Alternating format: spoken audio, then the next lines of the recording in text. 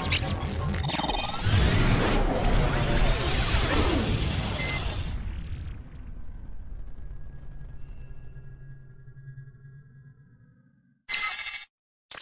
is up, everybody? Welcome back to the Eclectic Beard Gaming Reactions. Now, this go around, I'm gonna be a little bit smaller.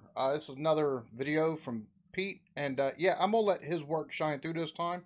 I'm gonna be the smaller bit of this. That way, you get to see more of the video, you know, bigger. So, before we go any further, like, subscribe, notification bell. Now, this is on the 10 Turn Ironworks. Let's go ahead and yeah, let's go ahead and get into it. So, I'm on my way down to Tintern in what is known as the Angithi Valley, which has this watercourse that runs down it. Never dries up, has never dried up at all in history. So if we pan around, birds are singing, it's a beautiful day, very, very scenic, very peaceful, until we get to this. So let's take a little walk over to the signboard and tell you the relevance of this. Abbey Tintern Furnace, and this is what it would look like in 1780. Now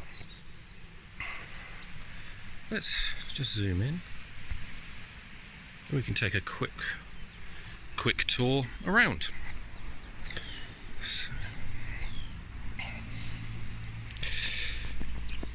Now, what you're looking at here is a very, very early blast furnace.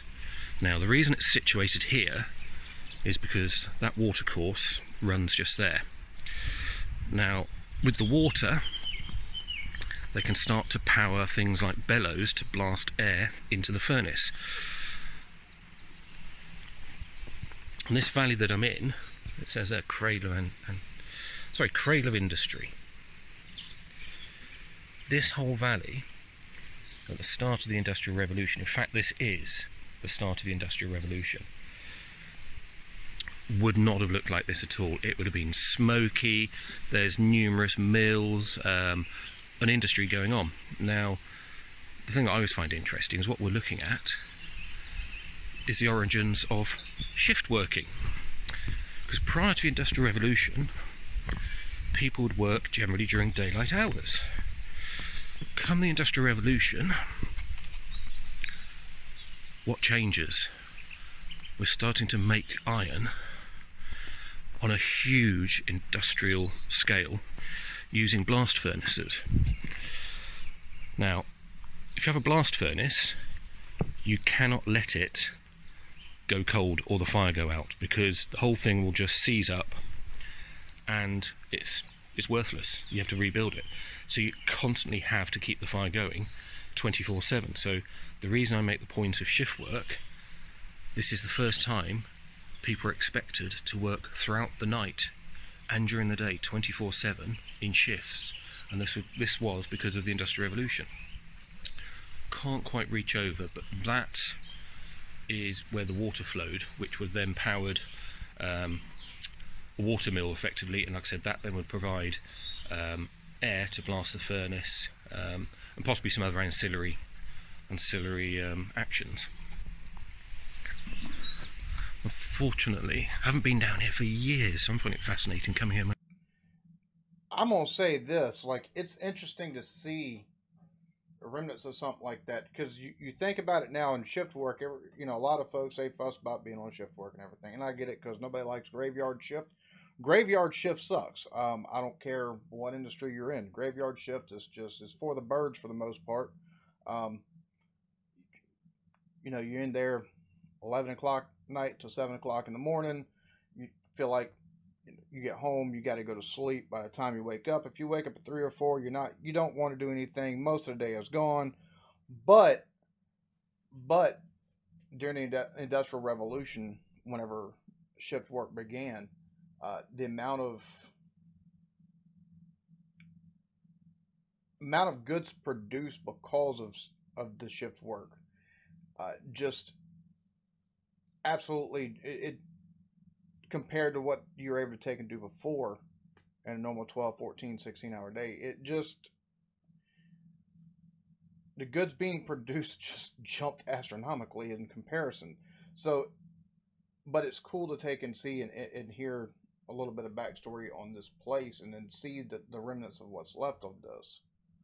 Myself, if you look up here, if you can see, that's curved. So basically this is one of, or the, blast furnaces. So ore and coke, etc., charcoal would be poured in at the top. Over a period of time, it basically gets hotter and hotter and hotter, works its way down to the bottom, and then when you get down to the bottom level, what you do is you tap it, e.g. make a hole in it, and then outflows the iron ore, which is known as pig iron. And the reason it's known as pig iron is to form ingots, you have a bed of sand, the molten iron flows into the bed of sand down a channel, and then it goes off into separate, so it comes down a channel, then it goes off into separate little offshoots where there's a larger bit to form an ingot. The reason it's called pig iron is because it's like a pig, a sow, feeding her litter with all the litter coming off her, so hence that's where the term pig iron comes from. Did not know that. That's pretty cool. Unfortunately I don't put signboards up other than the very first one. Oh, not sure where that is or what that does. So yeah, so effectively in this wonderful wooded valley you've got the start of the Industrial Revolution and the start of shift working. So why did they choose this location? Okay, first of all we have water, so water is used to power things. Secondly, this area is just all woodland for miles and miles and miles. So if I've got woodland, I can then make charcoal to use in the blast furnace. So essentially they had everything they needed to get the process started. Taking the water, like you said, to feed the air into it to actually get the blast furnace going really good. You got the charcoal to take and put. That's pretty intelligent putting it there. The other third crucial part is obviously need iron ore. Now I'm at this point probably about a mile away from the border of England in an area known as the Forest of Dean. The Forest of Dean is heavily rich in iron ore. So here on this side of the border we have all the ingredients for making iron ore. Sorry, for making iron. Let's just go back up the steps, see if there's another view that we can get. So essentially they put this in like the exact perfect location to have everything right there on hand, to have what's needed to actually make the iron ore, whether it be because you got the woods right there, like you said, for charcoal, you got the water running through, and you're not that far away from actual spot where the iron ore is very plentiful, so it's in very close proximity to the iron ore that's going to be converted into the iron ingots that'll be used later for whatever means. It's pretty good planning.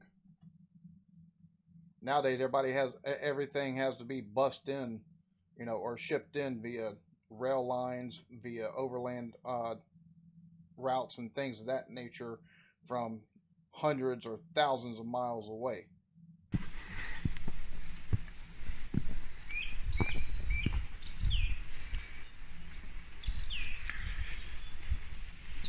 There we go, it's looking down into the water channel that would have powered the water wheel. I'll take a little walk up here. Like I said, I haven't been here for many years myself. I've driven past it, crikey, almost every day. Maybe taking it too much for granted. It's a good exercise for me in terms of my history. If you look at the soil, you can see it's incredibly dark. That's basically because of all the soot, all the ashes, etc. that obviously would need to be disposed of. If I rummage through here, it would be very easy for me to find a bit of clinker. which is, you know, the slag, etc., the unwanted byproduct of metal making. If we come up here, it's an alignment of stones. Another building over there, could have been sort of a workshop, storeroom, etc. And then obviously there'd be an awful lot of people working here, again, working shift work. So there's remains of houses all around here, which is where the workers would have lived. So that's the very start of the Industrial Revolution and shift work. And there we have it. Tintern Ironworks again, Pete. Awesome job. It's cool to see stuff like that because we take for granted these days, or we take for granted, and oftentimes we grumble and things like that. But it's hard.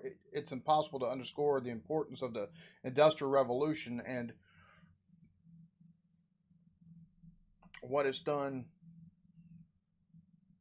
what it's given us that we still take and do today, because factories and everything of that nature beforehand, they didn't exist on the scale that they did once the Industrial Revolution kicked off.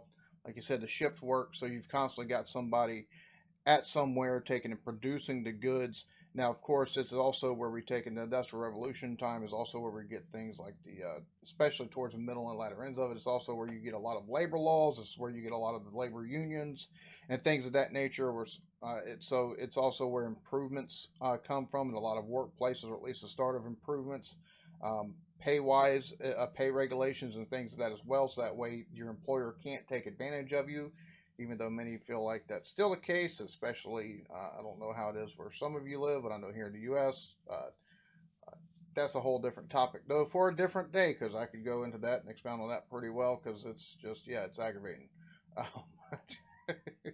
It's just, one of those things.